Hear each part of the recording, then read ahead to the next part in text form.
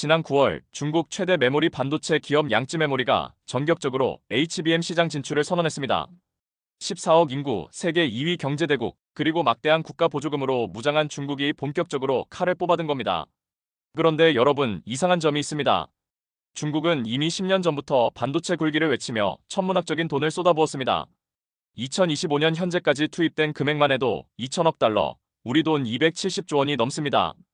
그런데도 아직까지 한국의 SK하이닉스와 삼성전자를 따라잡지 못하고 있습니다. 더 놀라운 건 단순히 못 따라오는 게 아니라 격차가 점점 더 벌어지고 있다는 겁니다. SK하이닉스는 이미 12단 적층 HBM3를 양산하며 엔비디아, AI칩의 핵심 파트너가 됐지만 중국 기업들은 아직 상업적 물량 출하조차 제대로 못하고 있습니다. 도대체 무슨 일이 벌어지고 있는 걸까요? 중국이 그토록 간절히 원하지만 절대 넘을 수 없는 기술의 장벽, 그 비밀을 오늘 낱낱이 파헤쳐 보겠습니다. 먼저 HBM이 무엇인지부터 쉽게 설명드리겠습니다. HBM은 하이밴드위드스 메모리, 즉 고대 역폭 메모리의 약자입니다. 쉽게 말해서 인공지능 반도체의 두뇌에 해당하는 GPU에 초고속으로 데이터를 공급하는 특수 메모리입니다. 여러분이 사용하시는 스마트폰이나 컴퓨터의 일반 메모리를 생각해 보시면 됩니다.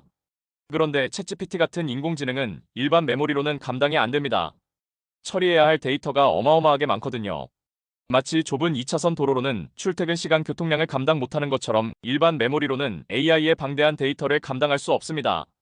그래서 등장한 게 HBM입니다. 일반 메모리 칩을 마치 아파트처럼 여러 층으로 쌓아 올린 겁니다. 현재 최고 사양은 12층까지 쌓습니다. 이렇게 쌓으면 데이터 전송 속도가 일반 메모리보다 10배 이상 빨라집니다. 문제는 이게 말처럼 쉽지 않다는 겁니다. 메모리 칩 한 층의 두께가 머리카락보다 얇습니다. 이걸 12층까지 쌓으면서 각 층을 정밀하게 연결해야 합니다. 조금만 삐뚤어져도 전체가 망가집니다. 바로 이 지점에서 한국 기업들이 세계 최고의 기술력을 보유하고 있습니다. 현재 전 세계 HBM 시장의 95% 이상을 SK하이닉스와 삼성전자가 장악하고 있습니다. 중국 기업들은 아예 순위에도 없습니다. 그렇다면 중국은 왜 이 기술을 따라잡지 못하는 걸까요? 첫 번째 이유부터 살펴보겠습니다. 중국이 HBM 기술을 따라잡지 못하는 첫 번째 이유는 바로 적층 및 접합 기술의 엄청난 난이도입니다. 여러분, 레고 블록 쌓아보신 적 있으시죠? HBM 제조는 레고보다 수억 배 더 정밀한 작업입니다. 상상해보십시오. 머리카락 굵기의 100분의 1도 안 되는 초미세 구멍을 뚫고 그 안에 전선을 연결하고 이걸 12층까지 완벽하게 정렬해서 쌓아야 합니다. 이 과정에서 핵심이 되는 기술이 세 가지 있습니다. TSV, 마이크로 범프, 그리고 언더필입니다.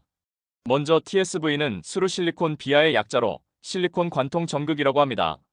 쉽게 말해서 메모리 칩을 위아래로 관통하는 초미세 구멍입니다. 이 구멍의 지름이 얼마나 작은지 아십니까? 고작 5마이크로미터에서 10마이크로미터입니다. 머리카락 한 올이 대략 70마이크로미터니까 머리카락의 7분의 1에서 14분의 1 수준입니다. 이 엄청나게 작은 구멍을 정확하게 뚫고 그 안에 구리선을 채워 넣어야 합니다. 그것도 칩 하나당 수천 개, 수만 개씩 뚫어야 합니다. 한 개라도 삐뚤어지거나 막히면 전체 칩이 불량품이 됩니다. 다음은 마이크로 범프입니다. 이건 각 층을 연결하는 초미세 돌기입니다. 층과 층 사이를 전기적으로 연결하는 접점이죠. 이 마이크로 범프의 간격이 얼마나 좁은지 아십니까? 최신 HBM에서는 10마이크로미터 이하입니다.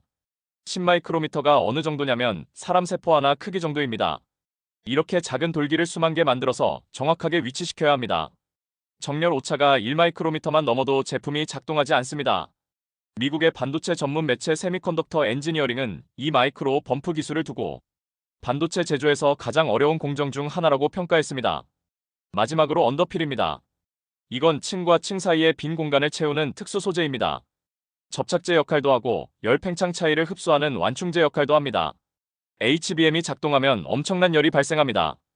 그러면 각 층의 실리콘 칩들이 팽창합니다. 문제는 각 층마다 팽창하는 정도가 조금씩 다르다는 겁니다. 이 미세한 차이가 누적되면 칩이 휘거나 깨집니다. 이걸 워핑이라고 부릅니다.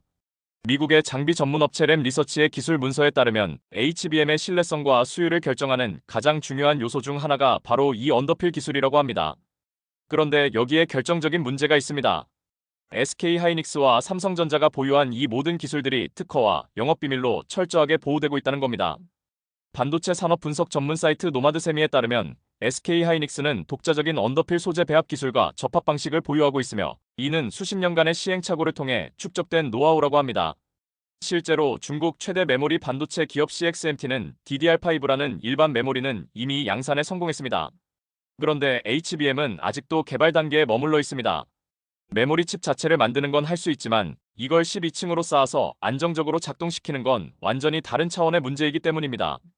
미국의 반도체 분석 전문 매체 세미어널리시스는 지난 8월 보고서에서 중국 기업들이 HBM 개발을 진행 중이지만 고층 스택의 안정적 양산 수율에서는 여전히 한국 기업들과 격차가 크다고 평가했습니다.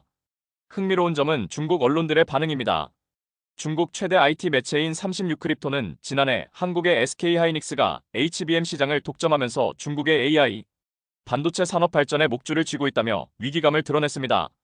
또한 중국 관영 매체 차이나데일리는 한국 기업들의 기술적 우위가 당분간 지속될 것이라며 사실상 기술 격차를 인정하는 보도를 내보냈습니다. 이제 두 번째 이유를 살펴보겠습니다. 중국이 HBM을 따라잡지 못하는 두 번째 이유는 바로 수율과 테스트 및 불량 수리 기술의 복잡성입니다. 반도체 산업에서 수율이라는 말을 많이 들어보셨을 겁니다. 간단히 말해서 100개를 만들었을 때 정상 작동하는 제품이 몇 개 나오느냐는 뜻입니다. 일반 메모리의 경우 업계 평균 수율이 80%에서 90% 수준입니다. 그런데 HBM은 완전히 다릅니다. 12층을 쌓는 최신 HBM의 경우 각 층의 수율을 모두 곱해야 최종 수율이 나옵니다. 계산을 한번 해보겠습니다. 만약 각 층의 수율이 95%라고 가정해봅시다. 상당히 높은 수율입니다. 그런데 이걸 12층 쌓으면 어떻게 될까요? 0.95를 12번 곱하면 약 54%가 됩니다. 절반 이상이 불량품이 나온다는 겁니다. 그래서 HBM 제조사들은 각 층의 수율을 99% 이상으로 끌어올려야 합니다. 이게 얼마나 어려운지 아시겠죠? 더 큰 문제는 어느 층에서 문제가 생겼는지 찾아내기가 매우 어렵다는 겁니다. 12층을 다 쌓아놓고 테스트했는데 작동을 안 하면 어디가 문제인지 알아내야 합니다. 그래서 HBM 제조에서는 사전 테스트와 사후 테스트가 모두 필수입니다. 각 층을 쌓기 전에 미리 테스트하고 다 쌓은 후에 또 테스트합니다. 그리고 불량이 발견되면 그 부분만 비활성화하거나 우회 연결하는 기술이 필요합니다. 이걸 이퓨즈 기술이라고 부릅니다. 전기 신호를 보내서 특정 부분의 회로를 끊어버리는 겁니다. 불량 부분을 우회해서라도 제품을 살려내는 기술입니다. SK하이닉스와 삼성전자는 1980년대부터 메모리 반도체를 만들어 왔습니다. 40년이 넘는 세월 동안 수없이 많은 불량품을 만들고 그 원인을 분석하고 해결책을 찾아왔습니다. 반면 중국 기업들은 메모리 반도체 역사가 10년 정도밖에 안 됩니다. CXMT가 2016년에 설립됐고 본격적인 양산은 2019년부터 시작됐습니다. 아직 경험 축적이 부족한 겁니다. 더욱이 HBM은 일반 메모리보다 훨씬 복잡합니다.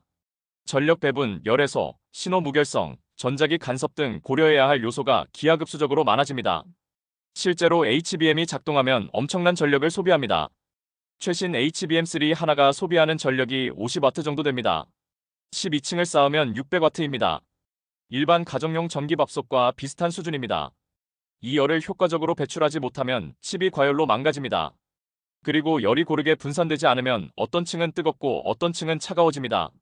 그러면 열팽창 차이 때문에 칩이 휘거나 깨집니다. 이 모든 문제를 동시에 해결하면서 높은 수율을 유지하는 것, 이게 바로 한국 기업들의 핵심 경쟁력입니다.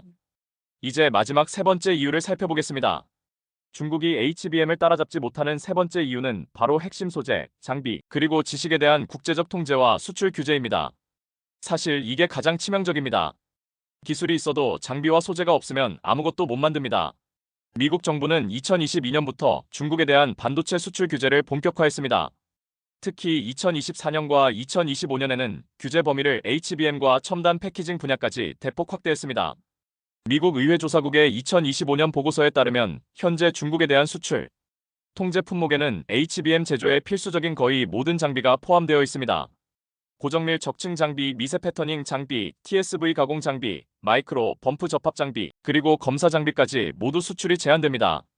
더 치명적인 건 일정 성능 이상의 HBM 제품 자체도 중국 수출이 금지된다는 겁니다.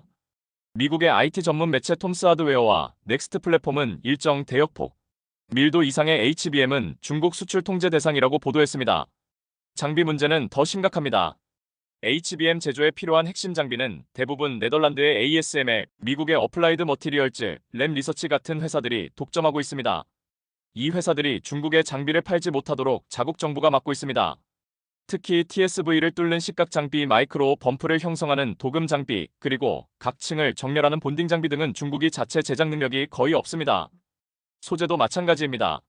언더필에 쓰이는 특수수지, 마이크로 범프에 쓰이는 고순도 금속, TSV에 쓰이는 초정밀 구리선 등은 일본과 미국의 소수 업체가 독점 공급합니다. 중국도 이 문제를 잘 알고 있습니다. 그래서 막대한 돈을 들여서 장비와 소재의 국산화를 추진하고 있습니다. 그런데 이게 생각보다 훨씬 오래 걸립니다. 전문가들은 중국의 핵심 장비 국산화에 최소 10년은 더 걸릴 것으로 전망합니다.